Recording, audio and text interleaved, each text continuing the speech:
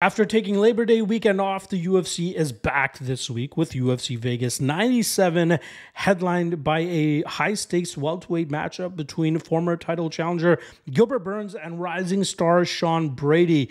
The co-main event also follows the same theme of possibly changing the guard, as we have former champion Jessica Andrade taking on rising star Natalia Silva, and a bunch of other solid fights for the UFC's return back to the schedule and to kick off a very busy September, not to mention this card serving as an appetizer to next week's big UFC 306 Noche UFC Sphere card. And not to mention a bunch of other great MMA events going down this week. And Bellator going down at the same time as this card, which I've already dropped a breakdown for on the YouTube page. So if you're looking for that, check the YouTube page for that. Also going down this weekend, Octagon, Cage Warriors, and ACA, which I'll have broken down in written form. So if you're looking for that, check out the MMA LOT and Patreon page. Link for that in the description below. All right. Without further ado, this is the quick picks version of the UFC 97 card. If you're looking for the full in-depth breakdown, make sure you guys check out the YouTube page or the link in the description below. I go close to an hour on the entire card, but this is just me getting right to the point for every single matchup. I may leave out some details in terms of why I'm picking a specific fighter, but I'll answer those questions for you in the full card breakdown, which I dropped earlier this week. So if you're looking for that, again, link in the description below. All right, hope you're laced up and ready to go because we're off and running with the first fight of the night between Zigomantis Ramaska and Nathan Fletcher. Ramaska is a very violent fighter, but I think Fletcher's ability to take this fight to the ground and utilize his size and BJJ advantage is going to come through for him. Look for Fletcher to get Ramaska to the ground and submit him within a round and a half. Next up, Andrade Petroski takes on Dylan Budka. Both guys coming from grappling backgrounds. Budka more so from the wrestling, Petroski more so with the BJJ, but I think Petroski is much better as a mixed martial artist, and Budka's wrestling will not allow him to stay safe in the spot. I think we'll see Petroski do whatever he wants in this matchup, but eventually get it to the ground, utilize his jiu-jitsu black belt, and I think that will allow him to find a submission win over Budka within 10 minutes. Next up, Jacqueline Amorim going up against Vanessa Demopoulos. Amorim, highly touted BJJ black belt, but Vanessa Demopoulos is on a crazy Cinderella run right now. I believe she's 4-1 over her last 5 fights. A lot of those wins being controversial decision victories, and that could make her live in the spot because it seems that whatever she's doing, the judges are reacting to it. But I do think Amorim will find ways to get this fight to the ground, and I think she'll eventually be able to pull off a submission victory.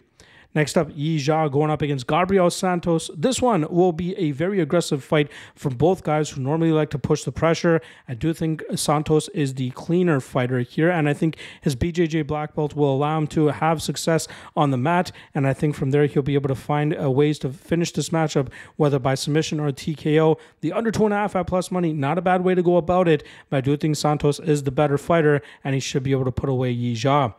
Next up, Felipe Dos Santos going up against Andrade Lima. Very fun fight here, but I have to lean with Dos Santos, who seems to be the more complete fighter. Lima may be the better kickboxer, but Dos Santos can be competitive in the striking realm until he's able to get this fight to the grappling realm, where I think he'll be able to open up a submission opportunity and take it on home with him, handing Andrade Lima the first loss of his professional career. Next up, Isaac Dulgarian versus Brendan Marotte. Let's get right to the point. Dulgarian, round 1, smash. Next up, Rongzhu versus Chris Padilla. Rongzhu went 1-2 in his first UFC stint. Back-to-back weight misses eventually got him cut, but he was successful on the road to UFC, and was eventually able to get back onto the UFC roster. I expect his aggressive striking approach and improved takedown defense to keep Padilla on the defensive, which will eventually lead to a Rongzhu knockout victory. Next up, Trevor Peek versus Ashmouz. Ashmouz might be the better technical fighter here, but Peek's ability to drag opponents into wars could cause Ashmouz problems here. I think Peek will be able to survive whatever Ashmouz throws at him, and that will allow Peek to walk Ashmouz down and eventually find a knockout in deep waters. Next up, very short notice matchup here between Schnell and Cody Durden. Normally fighting at flyweight, they are taking this fight up to 135 pounds. And Durden is obviously the better wrestler here, but coming off of a knockout loss just a month and a half ago is not a good way for him to go about it, especially going up against the technically better striker in Schnell. Schnell has solid pop and sting on his shots, but he does have some durability issues of his own. I think violence is the answer in this matchup, but taking a poke on Matt Schnell as a big underdog is not a bad way to go about it either. I think we'll see Schnell be very aggressive with his jiu-jitsu off of his back, eventually getting this fight to the striking realm and landing a big shot to put Cody Durden out, probably within 2 rounds. Next up, Steve Garcia versus Kyle Nelson. You want to talk about violence? Steve Garcia is the guy to talk about it with. He's on a 4-fight winning streak, finishing every single opponent, showcasing his nasty power every time out. I expect that to come through for him once again here against a very dangerous and streaking Kyle Nelson. The under 1.5 probably the best way to go about it, but Steve Garcia's awkward striking approach and throwing power shots from weird angles will likely prevail for him here, allowing him to knock out Kyle Nelson in the first round. Co-main event between Jessica Andrade and Natalia Silva.